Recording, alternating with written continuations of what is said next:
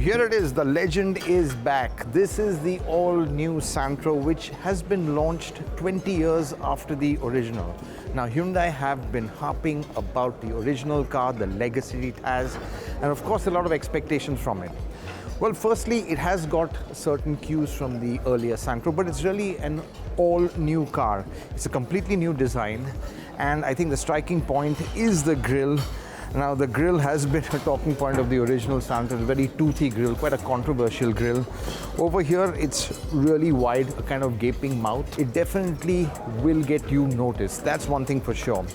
Looking at the car from the side, clearly it is definitely what Santro calls a tall boy, but not as tall as the earlier car, and thank God for that. Now, the proportions of this car are a lot more balanced, but clearly there is space inside, which we'll get to in a bit.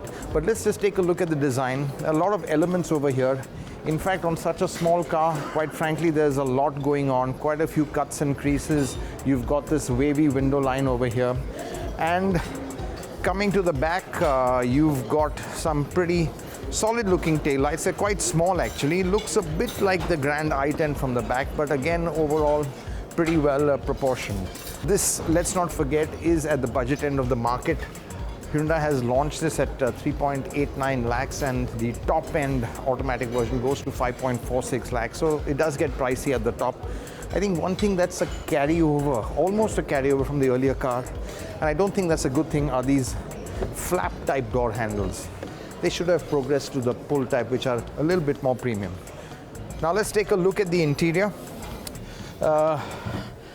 Again, it's a very familiar interior, not so much of the older Santro, but more of the Grand i10. And to be honest, this car has a lot more cues of the Grand i10. It's based on the Grand i10 platform, so a lot of those cues over here.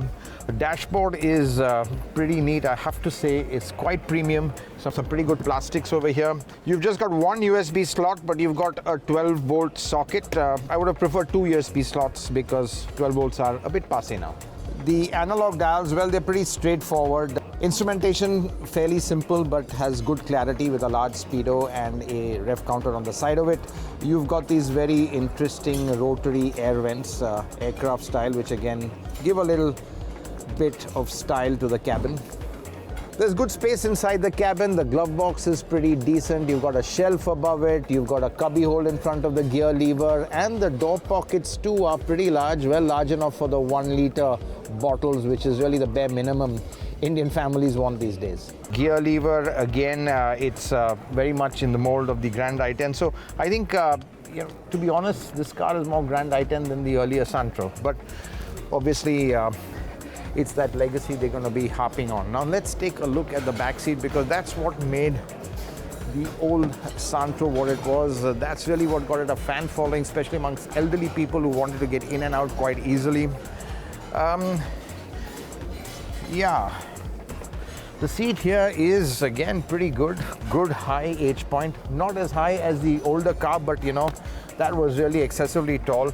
But I have to say, this back seat is hugely impressive. I mean, well, I'm not too tall, but there's good under thigh support. First in class rear aircon vents, that's going to be something a lot of people will like, and there's also first in class reverse camera. Basic knitted roof, but overall quality levels for the price quite good. Again, the front headrests are the fixed type, not the adjustable type. Would have preferred a little bit more adjustment there, and not enough restraint for the neck at the rear, which isn't great in terms of whiplash. But let's not forget, this is a budget car. They have a lot of cost targets to meet, and pricing is good. It's not super aggressive. It's what I would call confident.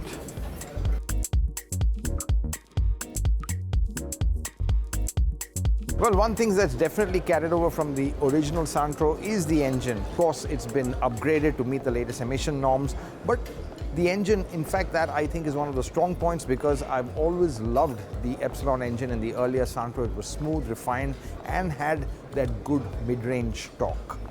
Well, let's take a look at the boot. Obviously, yeah, it's pretty much along class standards, about 235. A pretty high lip over here, but you could get a suitcase flat in over here. A good parcel shelf. Yeah, so overall, very well equipped.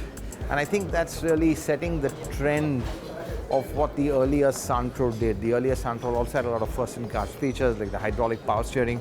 This one too has a lot of first-in-class features. Well, now we have to see whether it lives up to the success and the name of the original.